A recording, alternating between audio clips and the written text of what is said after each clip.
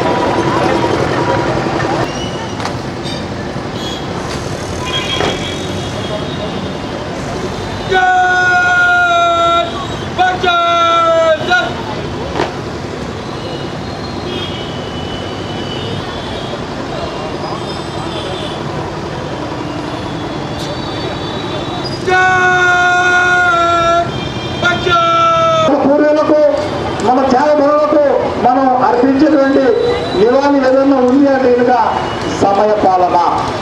మన తెనాలి ప్రజల యొక్క ధైర్య సాహసాలు, తెగువ మనము 100 సంవత్సరాల నుంచి చూస్తున్నాము.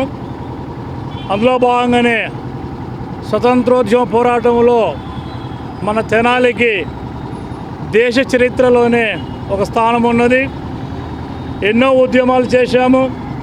దానిలో ప్రధానమైనటువంటి ఉద్యమము క్విట్ ఇండియా ఉద్యమము. ఈ క్విట్ ఇండియా ఉద్యమము మన ప్రాంతంలో మొదలైతే గాంధీ గారు ఇచ్చినటువంటి పిలుపు మేరకు మన ప్రాంత కాంగ్రెస్, ఆనాటి కాంగ్రెస్ రెజల్యూషన్ ప్రకారంగా క్విట్ ఇండియా ఉద్యమం గురించి పెద్ద ఎత్తున ఉద్యమాలు స్టార్ట్ అయినాయి. ఈ యొక్క ఉద్యమం ఫలితము రాష్ట్రంలోనే కాదు, సౌత్ ఇండియాలోనే కాదు, దేశమంతటా వ్యాపించింది. అందులో భాగంగానే మన పట్టణంలో ఆనాడు జరిగినటువంటి సంఘటనలు ఒక్కసారి జ్ఞాపకం తెచ్చుకొని మనము వాటిని ప్రతి సంవత్సరము ఆగస్టు 12న రణరంగు చౌక్ నందు ఈ యొక్క అమరవీరుల సంస్మరణ సభను ఏర్పాటు చేసుకుంటున్నాము. దాని నేపథ్యము మనకు ప్రతి ఒక్కరికి తెలుసు. ప్రతి ఒక్కరికి ఆ రోజు ఏం జరిగింది, మన ప్రాంతవాసులు అసువులు ఎంతమంది అయ్యారు, స్వర్గస్థులయ్యారు, దానివల్ల ఎంత ఫలితం ఉంది, ఏంటి విషయాలు మరొక్కసారి స్మరణలోకి తెచ్చుకుంటూ వారికి శ్రద్ధాంజలి ఘటించాలని చెప్పేసి మనమందరం కూడా కలిసి ఆగస్టు 12న ఒక బ్రహ్మాండమైనటువంటి కార్యక్రమాన్ని మనం ఏర్పాటు చేశాము. దానిలో భాగంగానే ఈరోజు ఎన్సీసీ క్యాడెట్లు అందరితో కలిసి రిహార్సల్స్ కార్యక్రమం మనం గాంధీ చౌక్ నుంచి రణరంగ చౌక్ వరకు చేయడమైంది.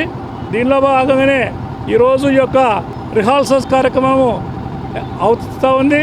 అందువల్ల ప్రజలందరూ కూడా గమనించవలసింది, నేను సైతం నా యొక్క పూర్వీకులు ఈ యొక్క స్వాతంత్రోద్యమంలో పాల్పంచుకొని మనందరికీ కూడా స్వాతంత్రం సంపాదించి పెట్టి ఈరోజు ఇలా ఉన్నాము సుఖ సంతోషాలతోనట్టుగా వారు పెట్టినటువంటి భిక్ష వారి యొక్క త్యాగాలు అని చెప్పక తప్పదు. ఇది వాస్తవము.